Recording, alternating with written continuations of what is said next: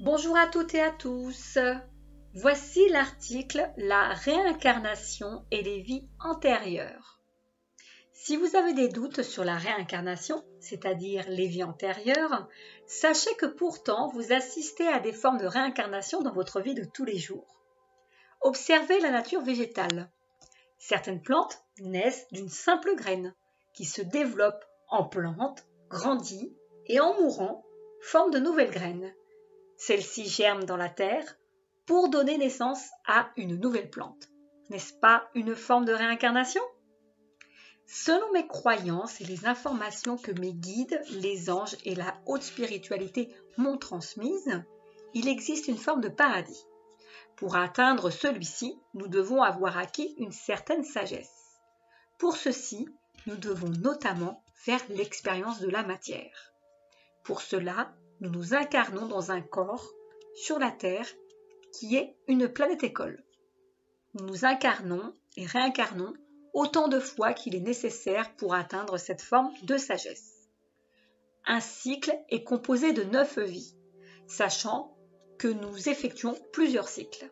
Puis, nous avons un nouvel apprentissage à faire dans l'au-delà.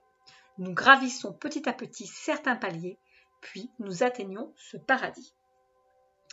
À chaque fois que nous nous incarnons sur la Terre, nous choisissons avec l'aide de nos guides les conditions terrestres les plus appropriées pour nos apprentissages, c'est-à-dire naître femme ou homme, avoir telle signature énergétique, naître dans telle famille précisément, avec telle mère, tel père, frère, sœur ou enfant unique, bref, certaines conditions qui vont orienter notre vie terrestre pour faire les apprentissages prévus. Notre chemin est tracé dans les grandes lignes et dans cette expérience d'être vivant, vous avez le libre arbitre pour les petites lignes. Lors de ces vies terrestres, tels des enfants, nous sommes là pour apprendre et donc ne comprenons pas toujours dès la première fois et il nous faut continuer ou recommencer dans d'autres vies. En effet, ce que vous avez vécu dans vos vies antérieures a un impact dans votre vie d'aujourd'hui.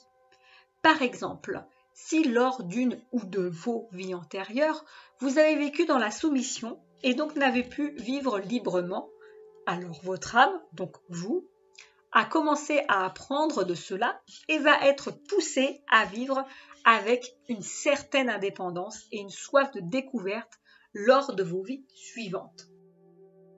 Votre âme garde en mémoire ce que vous avez vécu dans vos vies antérieures. Ceci sans que vous en ayez forcément conscience dans votre vie d'aujourd'hui.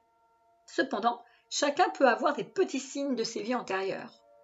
La sensation d'avoir déjà rencontré une personne, vos âmes étaient peut-être liées dans une vie antérieure. Vous êtes dans un lieu où vous n'êtes encore jamais allé et pourtant, ce lieu vous est familier. L'impression d'avoir déjà vécu une situation, ou sans aucune explication logique, vous avez un attrait pour une époque ou un événement, une culture, ou bien un pays en particulier. Vous faites des rêves troublants de détails, où vous vous sentez dans un corps d'une autre personne en quelque sorte, c'est-à-dire dans un autre corps que celui que vous avez en étant éveillé. Vous faites un rêve et vous vous voyez dans un miroir avec le visage d'une autre personne.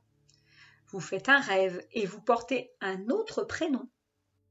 Dans une conversation, sans réfléchir et sans l'avoir vu, lu ou appris, vous êtes capable d'expliquer un événement d'une autre époque. Ou encore, sans logique psychologique, sans lien avec un vécu dans cette vie d'aujourd'hui, vous avez une phobie. Par exemple, l'aquaphobie, la peur d'un animal en particulier. Bref, comme vous pouvez le constater, vous pouvez avoir plein de signes de vos vies antérieures. Selon la maxime, rien ne se perd, rien ne se crée, tout se transforme. C'est attribué à Antoine Lavoisier, chimiste et philosophe français. C'est la paraphrase du philosophe grec présocratique Anaxagore qui, lui, disait « Rien ne naît ni ne périt, mais des choses déjà existantes se combinent puis se séparent de nouveau. » N'est-ce pas une forme de réincarnation?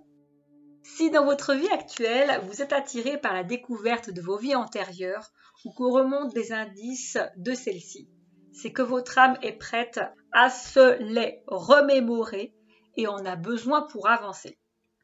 Lorsque je me connecte à une personne pour une séance de révélation d'informations sur des vies antérieures, c'est toujours à la demande de la personne concernée ou de son tuteur.